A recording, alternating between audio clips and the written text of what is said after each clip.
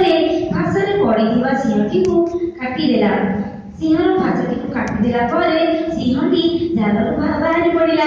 ତାପରେ ସିଂହଟି କହିଲା, ଆରେ ମୂଷା, ତୁ ଏଡ଼େ ଛୋଟିଆ ଜୀବଟିଏ ହେଲେ କ'ଣ ହେଲା? ତୁ ଆଜି ମୋର ବହୁତ ବଡ଼ ଉପକାର କଲୁ। ଆଜିଠୁ ସମସ୍ତେ ଛୋଟ ହେଲେ ମଧ୍ୟ କାହାକୁ ଛୋଟ ବୋଲି ଭାବିବା ନାହିଁ। ତାପରେ ସିଂହ ଓ ମୂଷା ଦୁଇ ସାଙ୍ଗ ହୋଇ ନାଚିଲେ ଓ ମନ ଆନନ୍ଦରେ ଖେଳିଲେ।